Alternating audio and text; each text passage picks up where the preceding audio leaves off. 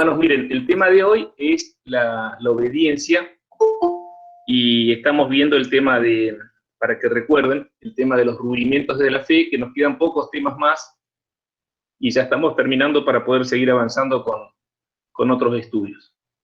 Bueno, vamos a comenzar. Dice, muchas veces, aun cuando cometemos pecado, no somos conscientes de eso. Simplemente porque tenemos una perspectiva errada de la voluntad de Dios. Dios de continuo desea bendecirnos, desea que tengamos una vida en abundancia.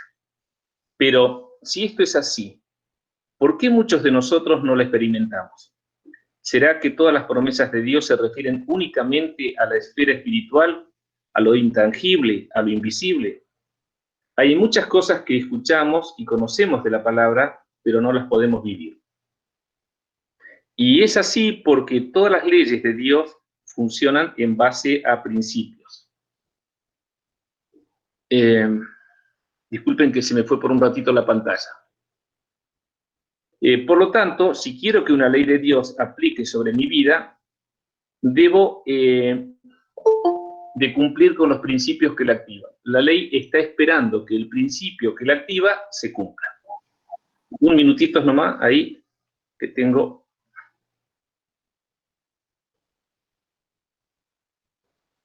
Bien. Que se me mueven las pantallas, perdón.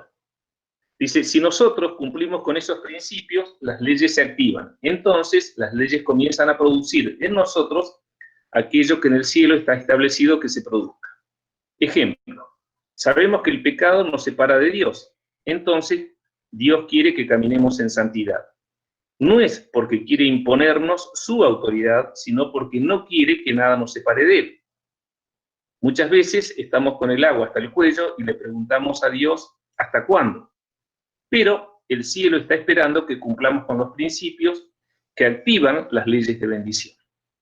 El fundamento de las bendiciones de Dios es la obediencia. Es algo que Dios está esperando de cada uno de nosotros. Dios quiere que lo obedezcamos porque en sus mandamientos está la bendición. Cuando Dios da una instrucción, es porque Él quiere que se obedezca. La obediencia a Dios no es una opción. Debe ser nuestra responsabilidad. No se puede tener mentalidad de menú. No se puede elegir. Porque con esta mentalidad, al igual que en un restaurante, cuando usted escoge una opción, desecha todas las demás. La mentalidad selectiva no es aplicable a la palabra de Dios, pues toda la escritura, desde Génesis 1:1 hasta Apocalipsis 22:21, es inspirada por Dios. En 2 Timoteo 3:16 dice, toda la escritura es inspirada por Dios. Entonces tenemos que obedecerla. ¿Lo aplicamos todo o lo aplicamos todo? En Deuteronomio capítulo 11, versículos 3 al 14, dice, si obedeciereis cuidadosamente a mis mandamientos que yo os prescribo hoy, amando a Jehová, vuestro Dios, y sirviéndole con todo vuestro corazón y con toda vuestra alma, yo daré la lluvia de vuestra tierra a su tiempo, la temprana y la tardía, y recogerás tu grano, tu vino y tu aceite. Toda bendición de Dios se focaliza en estos tres elementos. Grano es todo lo que tiene que ver con nuestro sustento. Vino es todo aquello que emocionalmente necesitamos y aceite es todo aquello que espiritualmente necesitamos. Si le obedecemos, Dios se encarga de todas las áreas de nuestra vida. En Deuteronomio capítulo 11, 15 al 17 dice, daré también hierba en tu campo para tus ganados y comerás y te saciarás. Guardaos pues de vuestro corazón, que vuestro corazón no se infatúe, y os apartéis y sirváis a dioses ajenos y os inclinéis a ellos. Y se encienda el furor de Jehová sobre vosotros, y cierre los cielos, y no haya lluvia, ni la tierra dé su fruto, y perezcáis pronto de la buena tierra que os da Jehová. Si nosotros nos rebelamos contra el Señor y abiertamente determinamos no obedecerle, estamos acarreando maldición sobre nuestras vidas. Porque hay principios que están motivando a las leyes a activarse sobre nuestra vida.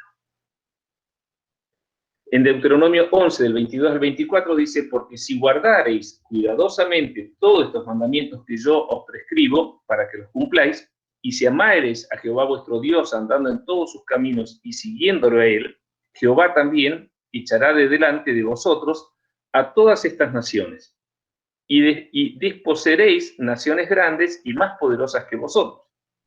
Todo lugar que pisare la planta de vuestro pie será vuestro.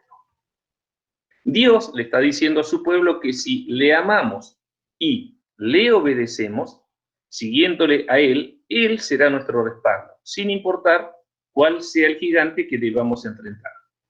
Dios no nos invita a entenderlo. Dios no te entiendo. Dios nos llama a seguirlo.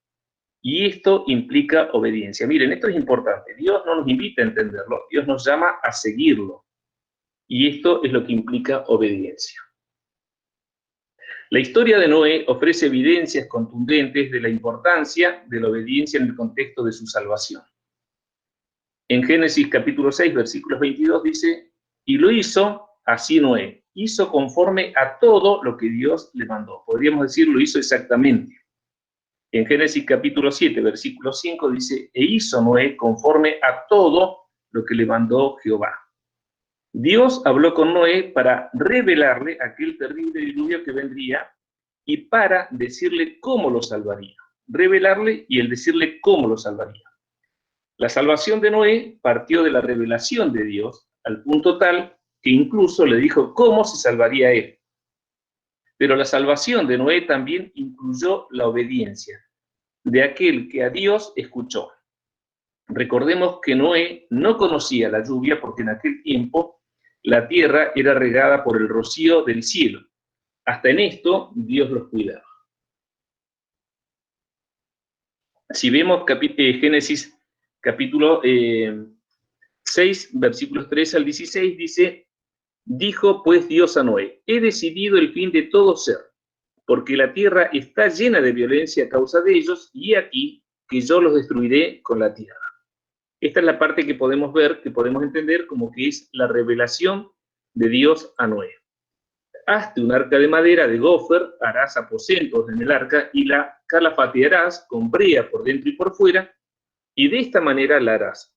De 300 codos de longitud del arca, de 50 codos su anchura y de 30 codos su altura.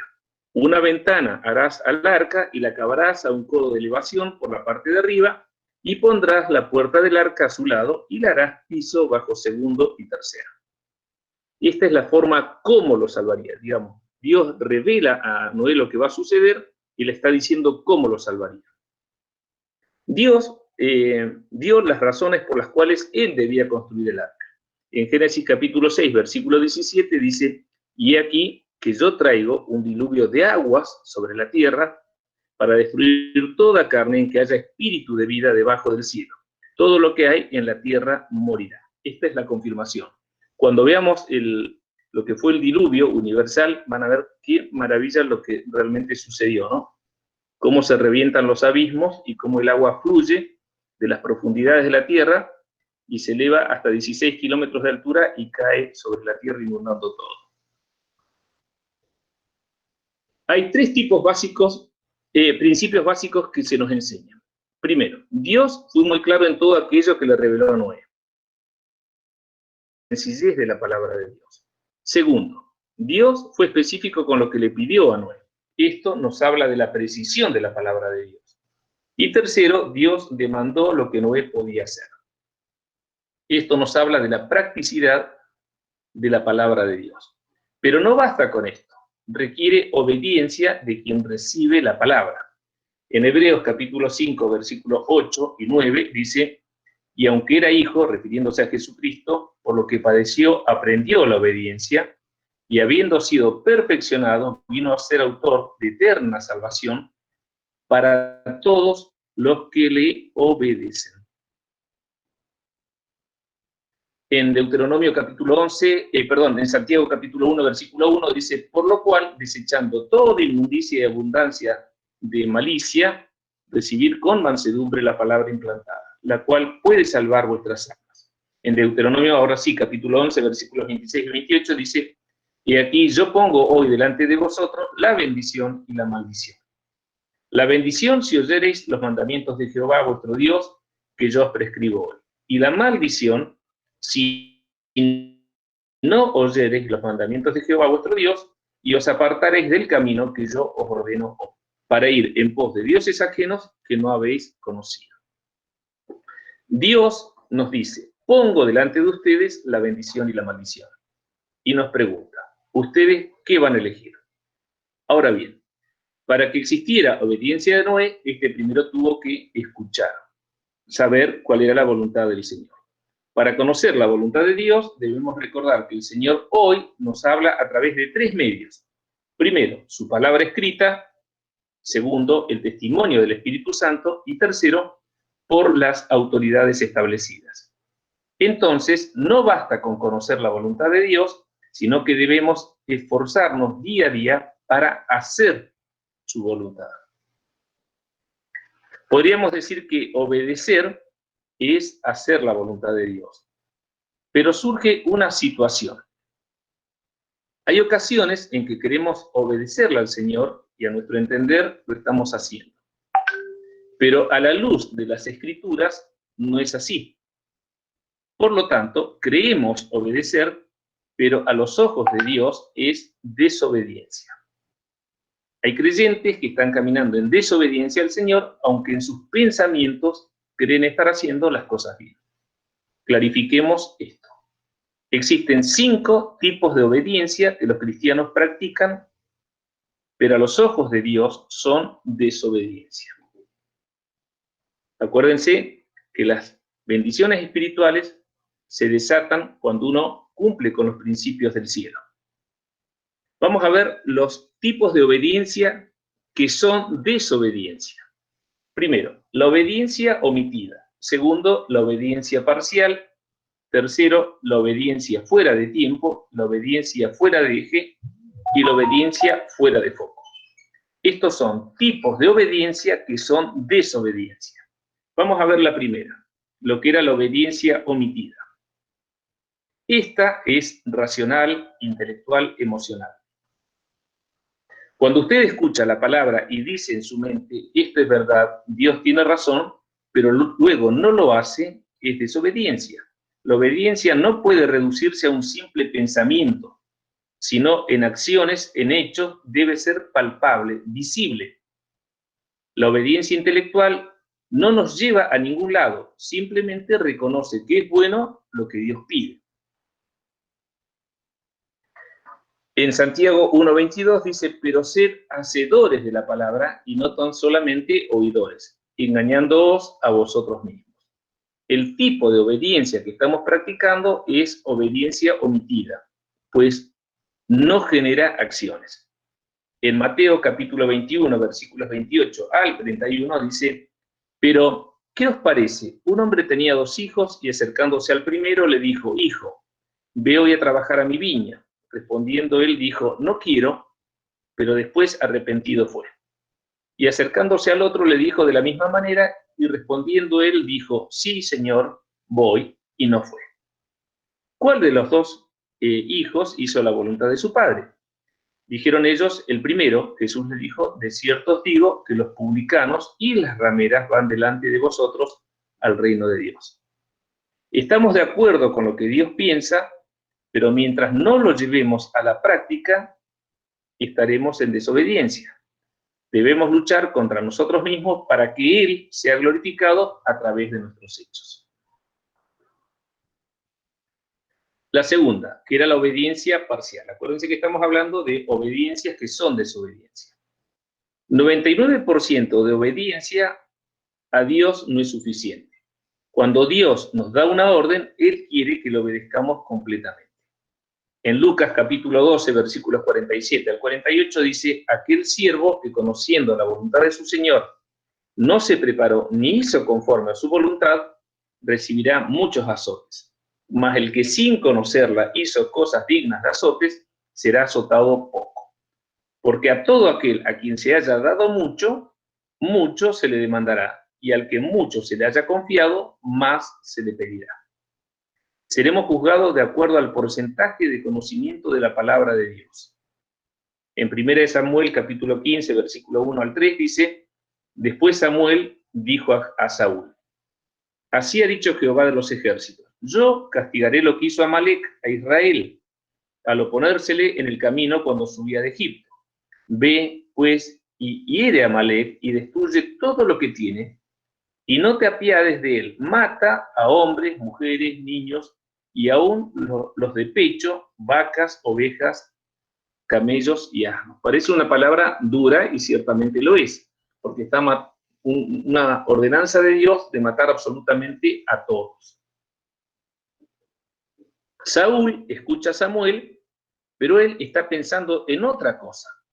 Y Saúl, en 1 Samuel capítulo 15, versículos 7 al 8, dice: y Saúl derrotó a los amalecitas desde Ávila hasta llegar a Shur, que está al oriente de Egipto, y tomó vivo a Agag, rey de Amalec. Pero a todo el pueblo mató a filo de espada. Saúl y su ejército preservaron todo lo que era de valor, ovejas, vacas, etc. Y además preservaron la vida del rey Agag. En 1 Samuel capítulo 15, del versículo 9 al 11, dice: y Saúl y el pueblo perdonaron a Agag, y a lo mejor de las ovejas y del ganado mayor, de los animales engordados, de los carneros y de todo lo bueno. Y no lo quisieron destruir, mas todo lo que era vil y despreciable destruyeron. Y vino palabra de Jehová a Samuel diciendo: me pesa haber puesto por rey a Saúl. Me pesa haber puesto por rey a Saúl, porque se ha vuelto de en pos de mí y no ha cumplido mis palabras, porque el mandato de Dios era terminar todo. Dios dijo: mátalos a todos, pero Saúl preservó la vida de Agag, que era el rey, y de los mejores animales. Esto es lo que se conoce como obediencia parcial. Cumplió en casi todo, pero no todo. Era costumbre en aquellos tiempos dejar vivo al rey del ejército derrotado, al cual se le cortaban los dedos pulgares y se lo hacía trabajar en la corte del rey vencedor como sirviente, para que toda vez que aquel hombre estuviera en su presencia, le recordara la victoria que había logrado por su poder y su fuerza. Saúl quería exaltarse a sí mismo, quería compartir con Dios la gloria de aquella victoria, y a causa de esto desobedeció a Dios, trayendo a futuro nefastas consecuencias para el pueblo de Israel. Era responsabilidad de Saúl ejecutar la voluntad tal como Dios le había mandado. Eso es obediencia completa, y no como él creyera conveniente. La bendición se da cuando la obediencia es completa, de modo tal que este principio active la ley de bendición. En Jeremías capítulo 17, versículos 7 al 8 dice: bendito el varón que confía en Jehová y cuya confianza es Jehová, porque será como el árbol plantado junto a las aguas, que junto a la corriente echará sus raíces y no verá cuando viene el calor, sino que su hoja estará verde, y en el año de sequía no se fatigará ni dejará de dar fruto. Acá nos podemos hacer la pregunta: ¿por qué tan terrible orden? Hacemos un pequeño alto en el tema obediencia, solo para explicar el porqué de la orden dada por Dios en 1 Samuel 15, del 1 al 3. Porque esto también nos sirve para aquellos que se oponen a la Biblia y hablan de un Dios que no tiene misericordia cuando se leen estos mandatos en el Antiguo Testamento. Dios había prometido a Abraham en Génesis 12:3, dice: bendeciré a los que te bendijeren, y a los que te maldijeren maldeciré, y serán benditas en ti todas las familias de la tierra. Las Escrituras nos dicen que Dios protege a Israel, a la nación de Israel, como a la niña de sus ojos. Quien se meta a destruir a Israel, se mete con Dios. Aunque la mayoría de israelíes hoy por hoy permanecen en incredulidad, Dios los sigue protegiendo como nación, por su promesa incondicional hecha a Abraham en Génesis 12:3 y en Romanos 11:29. Dios juzgará a las naciones gentiles al final de la tribulación futura, conforme al trato que le dieron a Israel. Esto es lo que se conoce como el juicio a las naciones. Dios promete bendiciones para aquellos gentiles cristianos quienes apoyaron a Israel durante la persecución del anticristo, mientras que por otro lado promete juicio sin ninguna misericordia para todos aquellos quienes no le conocieron hicieron lo contrario. El problema con algunos de estos grupos sobre quien Dios ordenó su destrucción completa era que ellos habían incorporado pecados de gran gravedad dentro de la misma existencia de su sociedad y continuaron sus prácticas pecaminosas por un considerable periodo de tiempo. Algunos expertos estiman que quizá lo hicieron continuamente por más de 500 años. Los amalecitas, descendientes de Saúl, habían sido por mucho tiempo enemigos de Israel. Habían peleado contra los israelitas en Refidim, como dice en Éxodo 17:8. Aparentemente los amalecitas habían sostenido un profundo resentimiento contra Israel, especialmente por la rápida prosperidad y experiencia maravillosa de Israel, mostrada en el hecho de que la bendición contenida en el derecho de nacimiento de Jacob y Esaú estaba siendo una realidad para Israel, pero que a estos descendientes de Esaú les dolía. Los amalecitas, por ejemplo, habían creado una cultura que no les afectaba asesinar a israelitas o secuestrar a los niños con el propósito de pedir rescate. Observemos los siguientes versículos. Deuteronomios 25, 17 y 18. Acuérdense que estamos haciendo un paréntesis en el tema de obediencia para explicar por qué el mandato de Dios de terminar con todos los enemigos. Dice, acuérdate de lo que hizo Amalek contigo en el camino y cuando salías de Egipto, de cómo te salió al encuentro en el camino y te desbarató la retaguardia de todos los débiles, refiriéndose a ancianos, niños, recién paridas, etc., que iban detrás de ti cuando tú estabas cansado y trabajado y no tuvo ningún temor de Dios. En Jueces capítulo 6, versículos 3 al 6 dice, pues sucedía que cuando Israel había sembrado, subían los madianitas y amalecitas, y los hijos del oriente contra ellos subían y los atacaban, y acampando contra ellos destruían los frutos de la tierra hasta llegar a Gaza, y no dejaban que comer en Israel ni ovejas, ni bueyes, ni asnos, porque subían ellos y sus ganados y venían con sus tiendas en grande multitud como langostas. Ellos y sus camellos eran innumerables, así venían a la tierra para devastarla.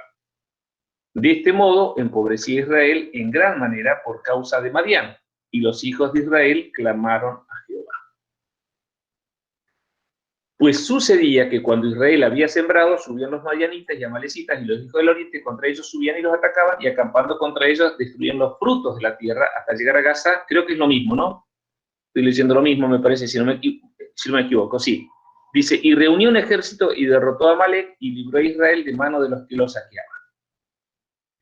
Cuando David y sus hombres vinieron a Siclag, al tercer día, los de Amalek habían invadido el Negev y a Siclag, y habían asolado a Siclag y la habían prendido fuego. Y se habían llevado cautivas a las mujeres y a todos los que estaban allí, desde el menor hasta el mayor. Pero a nadie habían dado muerte, sino se los habían llevado al seguir su camino.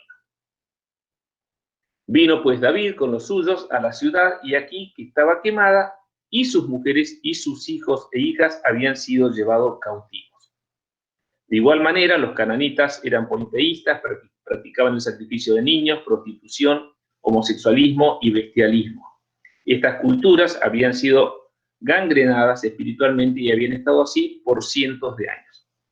En Génesis 15:16 dice, en la cuarta generación volverán acá, porque aún no ha llegado a su colmo la maldad del amorreo hasta aquí. Dios ordenó la eliminación de los amalecitas y otros grupos por tres razones. Primeramente, porque los amalecitas, con sus hechos abominables, nunca desistieron de su maldad y persistían en acabar con la nación de Israel. Dios prometió a Abraham maldición a toda nación o pueblo que se levantare contra Israel, incluyendo el día de hoy. Segundo, Dios permitió la destrucción de los amalecitas y de otras sociedades similares como castigo por la acumulación pecaminosa persistente de dichas sociedades. En Levítico 18, 24, 25 dice, en ninguna de estas cosas os amancillaréis, pues en todas estas cosas se han corrompido las naciones que yo he hecho de delante de vosotros, y la tierra fue contaminada. Y yo visité su maldad sobre ella, y la tierra vomitó sus moradores. Tercero, Dios permite ver esta clase de juicio para la eliminación de su influencia abominable sobre otras sociedades. Así sucedió con el diluvio, con Sodoma y Gomorra, Y así sucederá en la batalla de Armagedón futura, cuando todos los ejércitos de las naciones se reúnan con el propósito de destruir a Israel al final de los tiempos. En Éxodo 23:33 dice, en tu tierra no habitarán, no sea que te hagan pecar contra ti, contra mí, sirviendo a sus dioses, porque te será tropiezo. Digamos, estas son las causas por que Dios mandó a exterminar las naciones, tenía causas fundadas de estas naciones que no iban a cambiar, y como les leí anteriormente, hay pueblos como estos que está citando acá, que les dio 500 años, los esperó para un cambio, y en 500 años no cambiaron y seguían con esas costumbres. Alguna vez hemos visto incluso la historia de los amorreos, y de un historiador inglés que comentaba un pastor mexicano, que cuando conoció cómo vivían los amorreos, se horrorizó y dijo, Dios, ¿por qué no los exterminaste antes? Porque, bueno, vivían como peor que animales, porque dice que no enterraban a sus muertos, comían carnes crudas, practicaban el bestialismo, practicaban el incesto, practicaban todo tipo de ciencias ocultas. Fueron naciones que Dios las esperó por 400 y 500 años y nunca cambiaron y fueron de contaminación para la nación de Israel. Bien, el tercer tipo de obediencia fuera de tiempo. ¿Qué es desobediencia, no? Obediencia fuera de tiempo. Cuando Dios ordena algo, espera que se lo obedezca en el momento establecido por Él, no cuando nosotros queramos.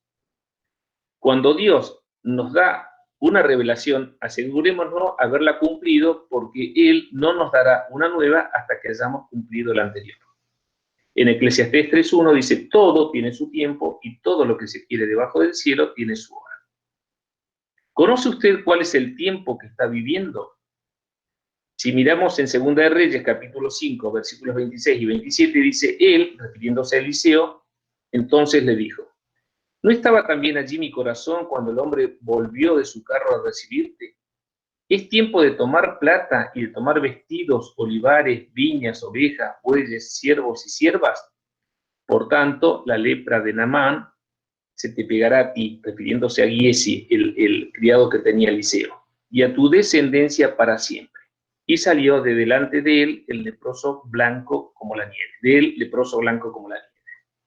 Giesi, que era el criado de Eliseo, no comprendió en qué tiempo estaba viviendo. Caminaba junto al ungido de Dios, pero él estaba centrado en obtener algún beneficio para su vida. Muchos de nosotros, al igual que Giesi, no somos conscientes del tiempo en que estamos viviendo. Vivimos tiempos de adversidad, de pruebas, de tentaciones, de luchas, de desafíos. Entonces nos enfocamos en las circunstancias que estamos viviendo y no en lo que Dios ha hablado a nuestro corazón con visión de eternidad.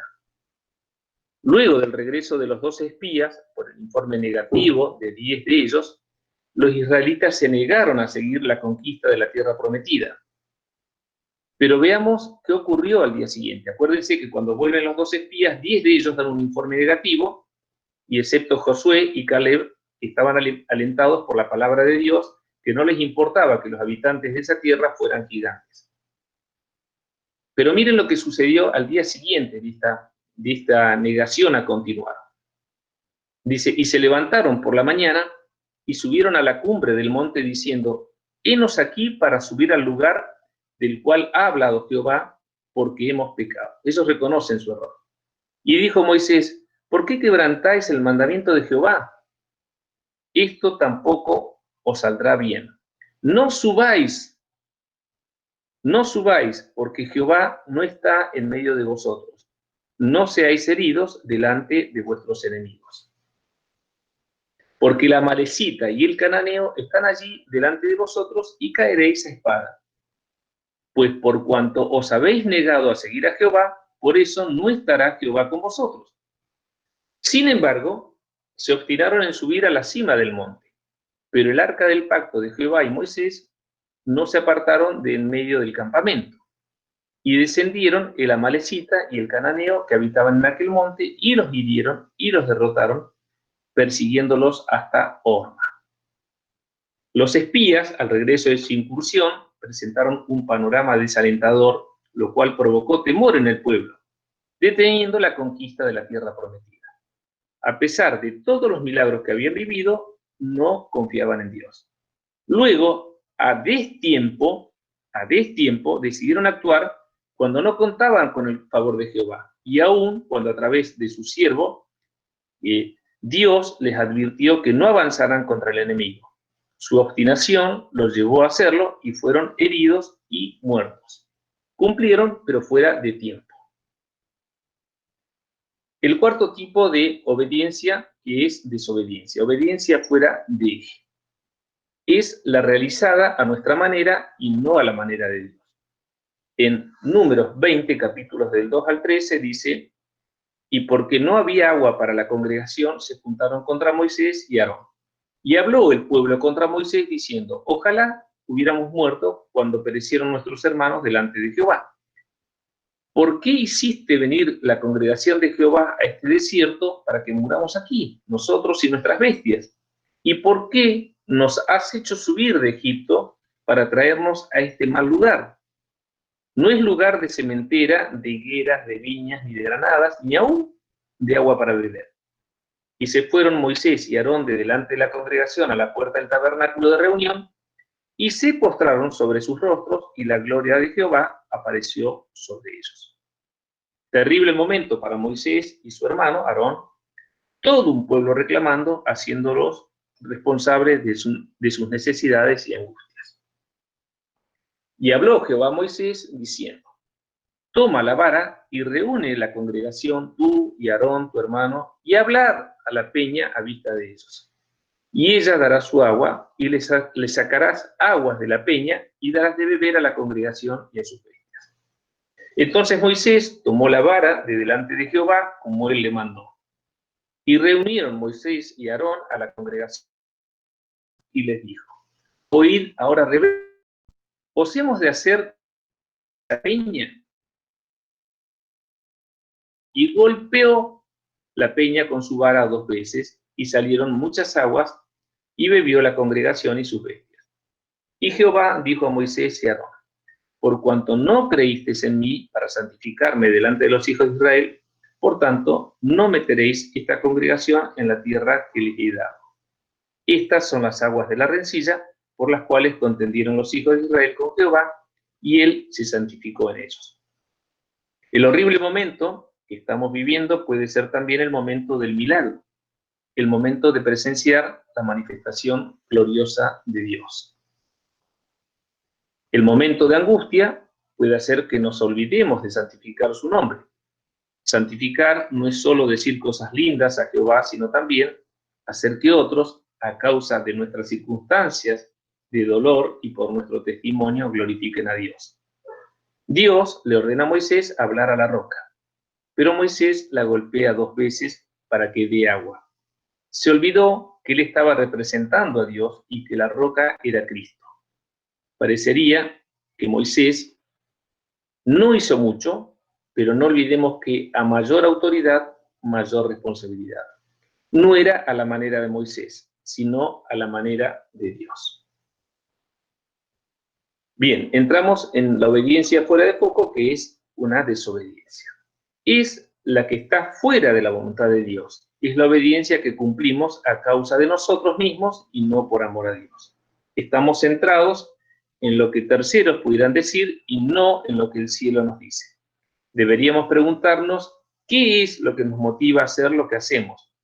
Temor, consecuencias, represalias, ira de Dios, vanagloria, etc. En Apocalipsis capítulo 2, versículo del 1 al 4, dice: escribe al ángel de la iglesia de Éfeso, el que tiene las 7 estrellas en su diestra, el que anda en medio de los 7 candeleros de oro, dice: yo conozco tus obras y tu arduo trabajo y paciencia, y que no puedes soportar a los malos, y has probado a los que se dicen ser apóstoles, y no lo son, y lo has hallado mentirosos, y has sufrido, y has tenido paciencia, y has trabajado arduamente por amor de mi nombre, y no has desmayado. Pero tengo contra ti que has dejado tu primer amor. ¿Cuál fue la motivación de la iglesia de Éfeso? ¿Temor a errar o a la ira de Dios? ¿Buscar el reconocimiento de otros? ¿Orgullo o vanagloria? celo por la obra, amor por la obra. Y la pregunta es, ¿y qué del Señor de la obra? Y acá terminamos. Dios requiere una obediencia con acciones, una obediencia completa, una obediencia en los tiempos de Dios, una obediencia a la manera de Dios y una obediencia conforme a la voluntad de Dios. Si no es con acciones, es lo que se conoce como obediencia omitida. Si la obediencia no es completa, es una obediencia parcial. Si no es en los tiempos de Dios, es una obediencia fuera de tiempo. Si no es a la manera de Dios, es una obediencia fuera de eje. Y si no es conforme a la voluntad de Dios, es una obediencia fuera de foco, que fue las 5 que acabamos de ver. Si esto ocurre, estamos en esta situación. Estas obediencias son desobediencias. La palabra de Dios dice, de la manera que Jehová lo había mandado a Moisés, su siervo, así Moisés lo mandó a Josué. Y así Josué lo hizo, sin quitar palabra de todo lo que Jehová había mandado a Moisés.